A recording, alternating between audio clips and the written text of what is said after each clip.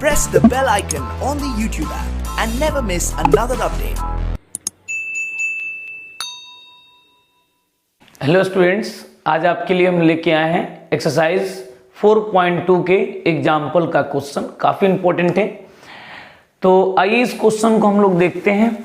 जैसे ये कोई 3/3 का डिटर्मिनेंट है और इसका वैल्यू मुझे 0 के बराबर प्रूफ करना है ना। अब ध्यान दीजिएगा, तो सबसे पहला काम हम लोग ये करेंगे, इसमें LHS वाले रिजल्ट को लेंगे, लेफ्ट हैंड साइड वाले रिजल्ट को लेंगे और उस हिसाब से इसको सेट करेंगे कि इसका डिटर्मिनेंट वैल्यू 0 आ जाए।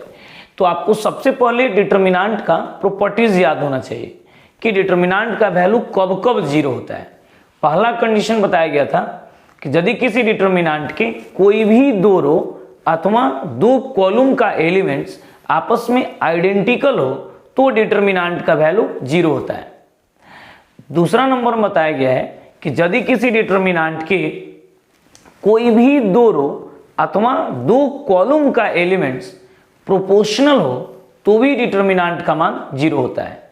तीसरा, यदि किसी डिटर्मिनेंट के किसी एक रो अथवा किसी एक कॉलम के प्रत्येक एलिमेंट शून्य हो तो उस पूरे डिटर्मिनेंट का मान 0 हो जाता है। तो इसी से प्रॉपर्टीज से हम लोग आगे बढ़ेंगे ना। अब देख लीजिए, LHS वाले रिजल्ट को हम लोग लेंगे, लेफ्ट हैंड साइड वाले रिजल्ट को लेंगे। देखिए इसका प्रूफ, इसका प्रमाण देखिए आप, हो जाएगा 102 यानी 102, 18, 36, 1, 3, 4, 17, 3 और 6। अब देखिए कि इसमें क्या संबंध है, इसमें कहीं ना कहीं कुछ ना कुछ रिलेशन होगा। ठीक है, तो हम देख रहे हैं यहाँ पे कि 17 छक कितना 102, फिर 3 छक 18, 6 छह 36। तो यहाँ पे कुछ रिलेशन दिख रहा है। क्या दिख रहा है कि थर्ड रो में जो है 6 से मल्टीप्लाई कर के फर्स्ट रो बना दिया गया है। ठीक है ना, तो इसको हम सजा के लिखेंगे 17 × 6। ठीक है, यहां पे लिखिए, फिर ये 6 × 3 या 3 × 6, यहां पे देखिए 6 × ये 6। ठीक है, आगे बढ़िए, 1, 3, 4 जैसे का तैसे, ये 17, 3 और 6 जैसे का तैसे। तो इस डिटर्मिनेंट के पहले रो में जो है 6 सब में है, कॉमन ले लीजिए।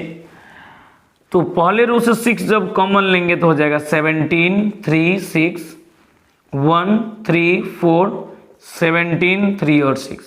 आप क्या देख रहे हैं कि इस डिटर्मिनेंट के पहले रो और तीसरी रो का जो एलिमेंट्स है दोनों ही आपस में क्या हो गया, आइडेंटिकल हो गया, सेम हो गया।